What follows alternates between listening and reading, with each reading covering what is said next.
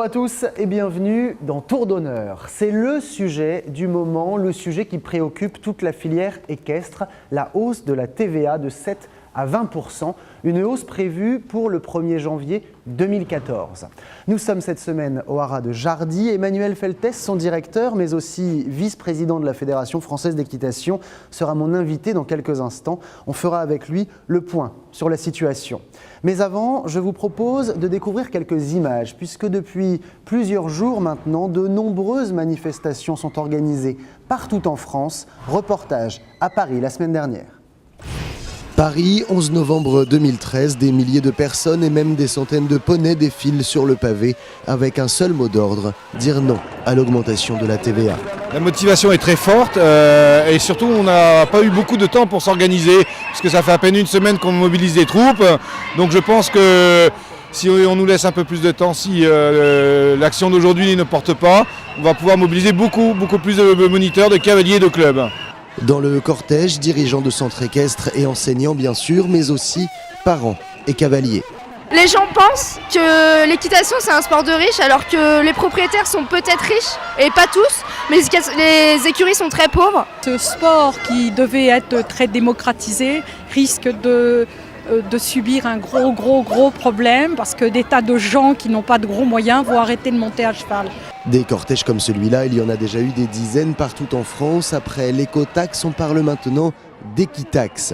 Et si les pouvoirs politiques ne semblent pas faire machine arrière, des discussions sont toujours en cours et en attendant, d'autres manifestations sont prévues cette semaine.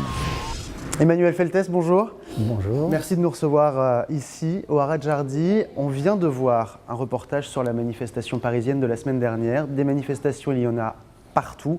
Tout le monde, on a l'impression, se mobilise ensemble. Est-ce que c'est aussi votre avis? Vous étiez, vous aussi, lundi dernier à Paris sur la manifestation. Oui, bien sûr. J'étais sur la manifestation lundi.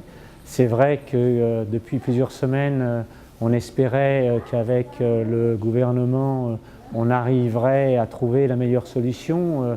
Les ministères avaient l'air d'être très ouverts et malheureusement, on sent bien que ça ne prend pas. Et c'est l'avenir d'une profession qui est en jeu. C'est également l'arrêt du développement d'un loisir et d'un mode éducatif qui s'arrête. Donc forcément, il y a des mobilisations partout. Mais on sait que cette discussion existe depuis plusieurs mois déjà. On en parle de cette TVA depuis longtemps maintenant. Est-ce que ces mouvements, toute cette mobilisation n'arrivent pas trop tard? Le public le découvre. Maintenant, depuis plusieurs mois, dès que ce gouvernement a été mis en place, les ministres actuels nous avaient assuré de leur soutien, le président de la République en premier, indiquant qu'il ne laisserait pas tomber la cause équestre, le modèle éducatif des poney clubs et des centres équestres à la française, et qu'ils élaboreraient des solutions à proposer à l'Europe. Et c'est vrai, nous leur avons fait confiance. Et on s'aperçoit que finalement, depuis près d'un an, visiblement, il n'y a eu rien, ou en tout cas pas grand-chose de fait, et aucune proposition n'a été faite à l'Europe. C'est justement là où est le blocage, c'est que normalement, nous devrions être sanctionnés qu'au 31 décembre 2014, et que la France a pris cette position un an avant, sans préparer quelques dossiers que ce soit, en essayant de convaincre de la spécificité éducative du poney club et du centre équestre à la française, je le répète, qui est envié par de nombreux pays, mais qui n'est pas au jour d'aujourd'hui imité. La plupart du temps, dans les autres pays, on initie et après, on se dépêche de vendre un poney ou un cheval et effectivement, ça c'est réservé qu'à certaines classes de la population. On le rappelle, c'est une règle qui vient de Bruxelles, c'est une règle européenne. La France est sommée d'appliquer cette règle européenne. Mais est-ce que vous avez l'impression d'être trahi, vous qui êtes sur le terrain, par justement le gouvernement? Mon avis personnel, c'est que les dossiers n'ont pas été étudiés à fond et que l'on n'a pas fait une démarche pour regarder ce qu'il en était. Actuellement, en fait, le Poney Club et le centre équestre à la française, ce sont des installations sportives mises à disposition du public pour un caractère éducatif et social. Et cet aspect-là des choses n'a pas été du tout, de ce que je sais en tout cas au jour d'aujourd'hui, élaboré, réfléchi et proposé par les ministères. Alors, on va se retrouver dans quelques instants. On va continuer évidemment de parler de ce sujet qui fâche beaucoup de gens et qui préoccupe beaucoup de gens. Mais on va faire une petite pause. On va parler sport et sport de haut niveau maintenant avec la 4e étape de la Coupe du Monde. C'était à Stuttgart ce week-end et on se retrouve juste après. Après un premier tour délicat où le temps imparti a poussé de nombreux couples à la faute, ils étaient finalement 9 à se retrouver au barrage. Encore une fois, un seul Français faisait partie de cela et cette fois, il s'agissait du couple champion d'Europe. Mais Bosti et Myrtille Paulois nous feront une petite frayeur et avec cette faute, le cavalier calmera le jeu. Ils seront finalement 9e. Le couple champion olympique est en revanche encore une fois dans le coup, déjà 2e de la finale l'an dernier, mais aussi 2e à Oslo et à Helsinki cette saison. Steve Gerda et Nino Desbuissonnets terminent ici sans faute en 37 secondes 37 centièmes. Mais encore une fois, cela ne suffira pas pour l'emporter puisque juste derrière eux, Hans-Dieter Dreher et Ambassi vont ravir leur public. L'Allemand boucle un barrage parfait en 36 secondes 27 centièmes et s'adjuge donc cette étape sur ses terres. On vient de voir des cavaliers de haut niveau. Est-ce que le haut niveau se mobilise aussi au même titre que les structures, que les clubs, que les cavaliers, que les propriétaires? Est-ce que vous avez l'impression que tout le monde est vraiment soudé? J'ai l'impression que tout le monde est concerné par le sujet. Donc il ne faudrait surtout pas opposer les uns aux autres. C'est vraiment une filière. Donc bien sûr, le sport aussi, le sport vit. Et on a vu d'ailleurs les cavaliers, Patrice Delaveau, on a vu les cavaliers de concours complet dans la manifestation de Toulouse. Tout le monde en parle. C'est sûr que le sport est aussi concerné. Il n'y a pas plus les uns que les autres. Est-ce qu'on peut encore espérer changer les choses ou avoir peut-être quelques, on ne va pas dire que tout va se régler, mais quelques compensations? Est-ce que vous y croyez encore? Et quel va être le calendrier? Est-ce que les mobilisations vont continuer? Alors, les compensations, moi personnellement au jour d'aujourd'hui, j'y crois pas.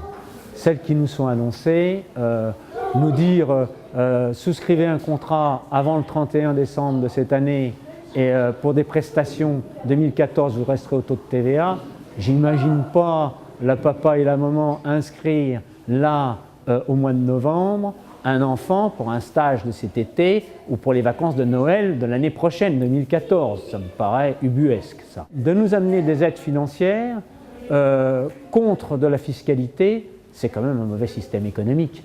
On n'a jamais vu ça. Nous, l'équitation, on n'a jamais demandé.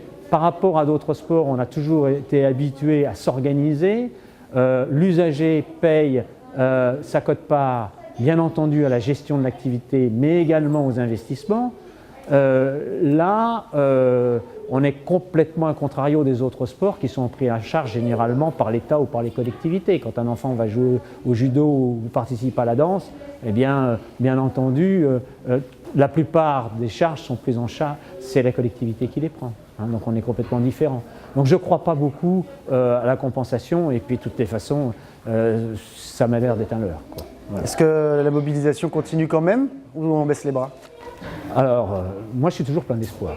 Toujours plein d'espoir, d'abord parce qu'il me semble que les politiques qui nous gouvernent sont en train d'apprendre, pour ceux qui ne sont pas familiarisés, ce que c'est que l'équitation, ce que c'est que véritablement le centre équestre, ce que c'est que le poney club, ce que c'est que le caractère éducatif que ces enfants, que ces adolescents reçoivent dans nos structures. Oui, parce que pour les gens qui ne connaissent pas, on a l'impression que c'est un microcosme, mais beaucoup pensent encore que c'est réservé à l'élite, finalement. Tout à fait.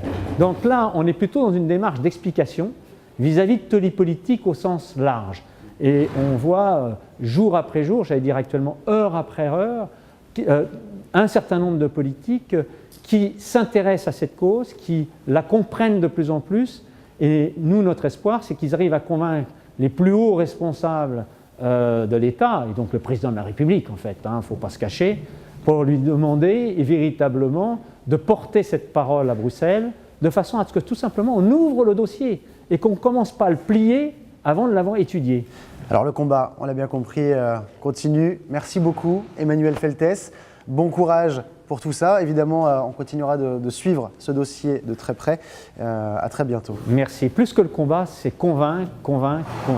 C'est en tout cas tout ce que je souhaite. Très bien, merci beaucoup. Merci. Et pour finir cette émission, on va aller se réchauffer un peu direction les Émirats Arabes Unis et plus précisément Abu Dhabi, là où Marine Haï a rencontré des Français qui se sont installés. Pourquoi ont-ils décidé d'aller au soleil? Leurs conditions de vie sont-elles meilleures? Regarde. 4 heures du matin, le thermomètre affiche 25 degrés, la température la plus basse et la plus adaptée à l'entraînement des 38 chevaux dont s'occupe Éric Le Martinel, l'entraîneur de course. Cela fait 8 ans qu'il est installé à l'Abu Dhabi Equestrian Club. Il est le doyen des nombreux Français qui travaillent ici. Car aux Émirats, les professionnels de l'Hexagone ont la cote. Ils ont su gagner le cœur des locaux, et notamment celui d'Adnan Oulnaimi, le directeur de la structure. The people speak same language, easy between the trainer and veterinary and farrier, like this. And nice people with us, and we keep him now more than 15, 16 years. We work with the French people and with a unique company. Entraîneurs, managers, ici les Français occupent des postes à responsabilité. Ils sont devenus indispensables pour les tâches les plus qualifiées, comme la médecine vétérinaire ou la maréchalerie. On est des maréchaux déjà qualifiés. Pour pouvoir donc pratiquer le métier en France, il faut minimum 3 ans d'école. Et ensuite, il y a encore 2 ans à passer pour avoir un brevet de maîtrise. Pour les tâches moins précises, les Émirats font appel à un personnel certes très nombreux, mais non qualifié. L'un des inconvénients pour Aurore, la manager de l'école d'équitation. Asmat, do opposite. Hands change like this. Il y a une barrière qui est notamment celle de la langue, qui fait que dans certaines situations, lorsqu'on doit réagir vite, les gens ne comprennent pas forcément, ces groupes ne comprennent pas forcément. Mais pas de quoi entacher son enthousiasme. Ici, le salaire d'Aurore est presque 3 fois plus élevé qu'en France. Alors elle ne regrette pas d'avoir quitté la Turquie pour les Émirats il y a 3 ans. J'ai cherché pendant pas mal d'années à joindre une écurie, soit à Dubaï, soit à Abu Dhabi. C'est tout simplement fantastique. On a énormément de carrières, on a énormément de moyens matériels mis à nos dispositions. Il n'y a pas de limite. On a des piscines pour chevaux, les écuries sont climatisées. Il y a un terrain de concours mais qui est plus que fantastique avec un écran géant. Enfin, il n'y a pas de limite dans les moyens, ni dans les idées.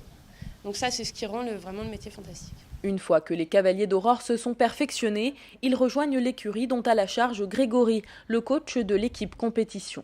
Ces cavaliers évoluent sur des chevaux qui appartiennent tous au mécène de l'ADEC, Cheikh Mansour bin Zayed Al Nahyan.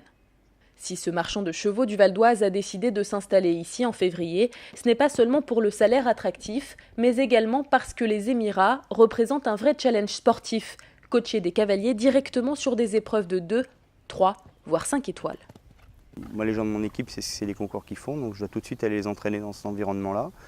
Et il y a tous les très bons cavaliers européens, pas tous, mais une bonne partie qui viennent s'entraîner ici durant l'hiver, qui font tous nos concours. La French Touch dépasse de loin l'enceinte de l'ADEC. À Abu Dhabi, 2 autres écuries ont choisi de travailler avec des Français, les Royal Stables et Alforsan, qui accueillaient l'année dernière la finale du Global Champions Tour. Et c'est maintenant la fin de cette émission, mais on se retrouve la semaine prochaine pour un nouveau numéro de Tour d'honneur. Ciao à tous.